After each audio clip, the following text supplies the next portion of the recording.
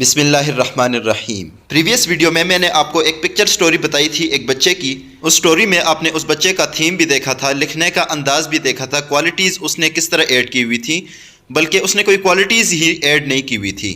اس کے علاوہ اس کا سائز اور جو غلطیاں اس نے کی ہوئی تھیں وہ میں نے آپ کو بتائی تھی۔ اس ویڈیو میں آپ کو بتاؤں گا کہ آپ نے کس طرح ایک پکچر سٹوری بنانی ہے۔ اب آپ کے پاس 4 سٹوریز ہوتی ہیں، تو 4 سٹوریز میں کیا آپ نے ایک جیسا تھیم استعمال کرنا ہے یا مختلف تھیم استعمال کرنے ہیں۔ دوسری بات یہ ہے کہ آپ ایک پکچر سٹوری کو کس طرح بہترین انداز میں لکھ سکتے ہیں۔ اس کے علاوہ کوالٹیز کیسے ایڈ کرنی ہے آپ نے، اور کون کون سی کوالٹیز آپ نے ایڈ کرنی ہے۔ پکچر سٹوری کا سائز کتنا ہونا چاہیے۔ سب سے پہلے اس کے ٹائمنگ کی طرف آتے ہیں۔ جب آپ کو پکچر سٹوری لکھنی ہوتی ہے تو آپ کو 30 سیکنڈ کے لیے ایک پکچر دکھائی جاتی ہے اسکرین پر۔ 30 سیکنڈ آبزرو کرنے کے بعد آپ کو 3.5 منٹ کا ٹائم دیا جاتا ہے۔ اس 3.5 منٹ کے ٹائم کے اندر آپ نے اپنی سٹوری کو کمپلیٹ کرنی ہے۔ وہ جو 30 سیکنڈ کا ٹائم آپ کو دیا جاتا ہے، اس 30 سیکنڈ کے ٹائم کے اندر آپ نے اپنے ذہن کے اندر ایک تھیم بنانا ہے۔ تھیم سے مراد یہ ہے کہ آپ نے اپنی سٹوری میں لکھنا کیا ہے، یہ بندہ کیا کر رہا ہے۔ چلیں جی، آپ نے ایک تھیم اپنے ذہن میں سوچ لیا، اس کو آپ نے اب لکھنا کیسے ہے۔ آپ نے ہمیشہ اپنی پکچر سٹوری کو 3 حصوں میں تقسیم کرنا ہے۔ چلیں ایگزامپل کے طور پر میں کل والی سٹوری آپ کے ساتھ اسکرین پر شیئر کر دیتا ہوں۔ اس پکچر پر لڑکے نے یہ سٹوری بنائی تھی کہ یہ لڑکا اور لڑکی جو ہیں یہ دونوں آپس میں بہن بھائی ہیں، اور یہ چھوٹا ان کا بھتیجا ہے۔ اور یہ لڑکا اچانک کہتا ہے کہ ہم پکنک پر ناران جاتے ہیں، اور اچانک ان کا پلان بن جاتا ہے اور پھر یہ ناران چلے جاتے ہیں، وہاں پر گھوم پھر کر آ جاتے ہیں۔ یہ اس لڑکے کی سٹوری تھی، لیکن اس طرح کی سٹوری آپ نے کبھی بھی نہیں بنانی۔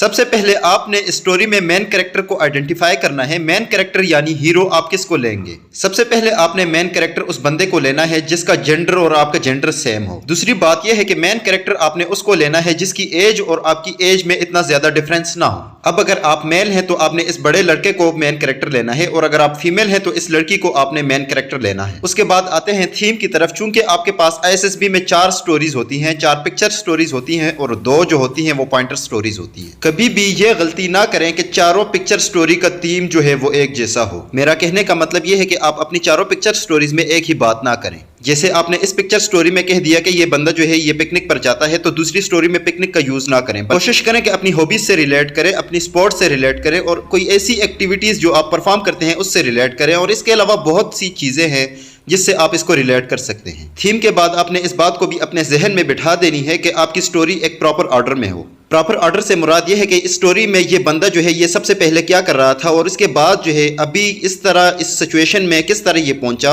اور اس کے بعد اس کو پراپر اینڈنگ دے دینی ہے۔ اس کے علاوہ آپ نے اس بات کا بھی خیال رکھنا ہے کہ آپ کو جو پکچر بتائی جاتی ہے اس میں جو کریکٹر جو کچھ کر رہے ہوتے ہیں آپ نے اس کو بھی ڈیفائن کرنا ہے۔